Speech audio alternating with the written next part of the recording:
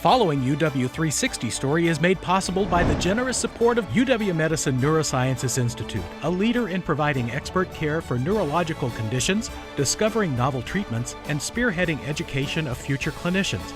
More at uwmedicine.org/NSI. I'm a high energy person, and then the seizures would hit. They're very brief, but then the impact, I'm suddenly exhausted, and exhausted in a way like you've just run a marathon. Michael Fox was healthy, active, and a successful professional when he was diagnosed with epilepsy.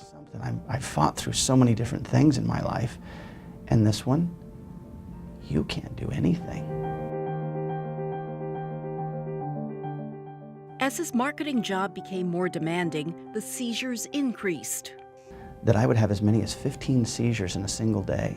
After 15 seizures in that one day, I didn't have the energy really to lift a cup of water to my mouth. At that time, we had a 2-year-old and a 4-year-old. To watch them watch Daddy have a seizure, and that panic in their face, like, what is happening? One of the worst things about epilepsy is you never know when the seizure is going to happen. It's always hanging over their head. Am I going to have a seizure? How that's going to affect my life? And so I think the fear of having a seizure never totally goes away from people. We knew that the medicine wasn't working, surgery was an option, but brain surgery, it just sounds incredibly intimidating. My seizures were increasing to a point because each seizure causes damage.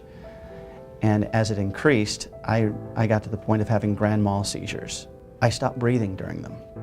So the point was, at some point, one of my seizures is going to cut off breath to the point where I'm going to die.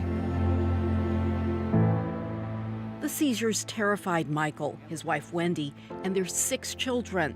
He was referred to the UW-Medicine Neurosciences Institute Regional Epilepsy Center.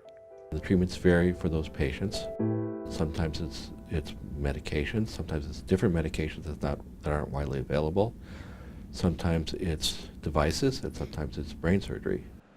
One of the things that both a physician and a patient get when they're working with the UW-Medicine Neurosciences Institute and of the Regional Epilepsy Center is that whole team. So it's not just the parts of the team, but the interaction and the fact that we're all thinking about the patient and not just our pieces of the puzzle. Here it was a partnership. We want to know where you're at, what your needs are, and if we're communicating effectively. Michael's healthcare team was able to identify the source of his seizures. This is a very exciting time in medicine. We have had the benefit of new imaging tools, new technologies like the laser ablation. We have the ROSA robotic device that allows us to place and slide in a very thin laser and then heat the lesion while watching the temperature in the MRI scan. And so these engineering advances and imaging advances have allowed us to give very targeted therapies. I think they went in right there, and there's not a mark, there's not a place, nothing at all in there. My goal is to have patients get their life back, because seizures have such a profound effect on people's life. After fully recuperating, I do drive. I have time with my kids. Yesterday, I just finished re-roofing our 1,850 square foot house. And that's just one of the many things that I've been able to do. This is an unquestionable world-class facility. And I felt like royalty. I was so well cared for. So I think we've got all the time in the world to do this.